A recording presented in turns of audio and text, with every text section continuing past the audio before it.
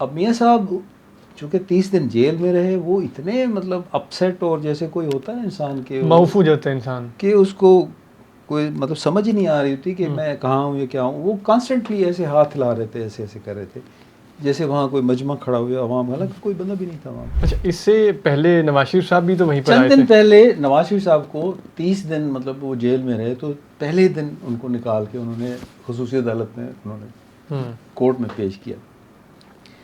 वो शहबाज शरीफ के इस मतलब वाक़े से कोई चंद दिन पहले आए। उस दिन पहले ही दफ़ा मुझे डीआईजी कराची ने कहा कि यार वो चूँकि आपकी ज़िले में है अदालत, तो आपको वहाँ पर्सनली वहाँ रहना है, ठीक है। तो वहाँ देखिए मैनेज करें, कोई गड़बड़ ना हो, कुछ ना हो, और ये कोई जर्नलिस्ट वहाँ नहीं होना चाहिए। तो हम गए, उस जर्नलिस्ट को पहले तरीके से निकाला, उनको हमने रिक्वेस्ट की, वो कहते जी हम तो नहीं जाएंगे। मैंने कहा यार वो असल में सिक्योरिटी इश्यूज़ हैं, हमने पहले स्वीपिंग करानी है, तो आप एक दफ़ा बाहर आएंगे तो हम स्वीपिंग कराएंगे।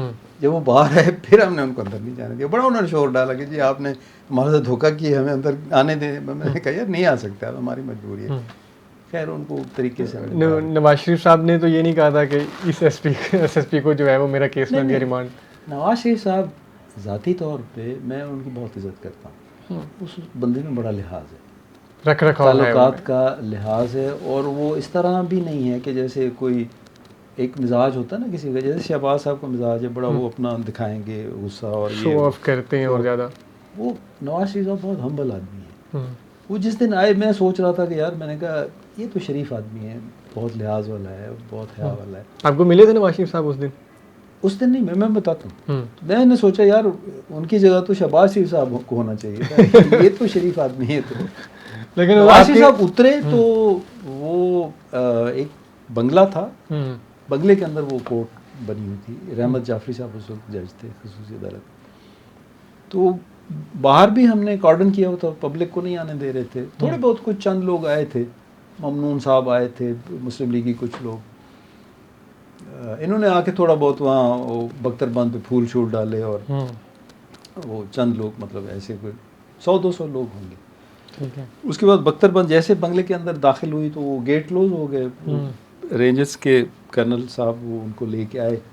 अब मियाँ साहब चूँकि 30 दिन जेल में रहे, वो इतने मतलब अपसेट और जैसे कोई होता है ना इंसान के महफूज होता है इंसान कि उसको कोई मतलब समझ ही नहीं आ रही थी कि मैं कहाँ हूँ या क्या हूँ। वो कॉन्स्टेंटली ऐसे हाथ हिला रहे थे, ऐसे ऐसे कर रहे थे जैसे वहाँ कोई मजमा खड़ा हुआ अवाम, हालांकि कोई बंदा भी नहीं था वहाँ। दीवारों को ऐसे हाथ हिला रहे हैं। हाँ, वो जैसे होता है ना कि पब्लिक शायद खड़ी होगी तो ऐसे ऐसे कर रहे थे। और उसके बाद अब मुझे से नहीं था कि अब मियाँ साहब मुझे देखेंगे तो वो कहेंगे गुरचानी साहब क्या हाल है। वो शाम को कोर हेडक्वार्टर मेरी पेशी हो जानी कि आपके बड़े ताल्लुकात हैं इनसे। हमने तो स्पेशल पूछा था कि आपका कोई इंटरेस्ट है या नहीं है। तो वो लेकिन मियाँ साहब इतने उस वक्त मैं समझता हूँ ज़हनी तौर पे अपसेट थे।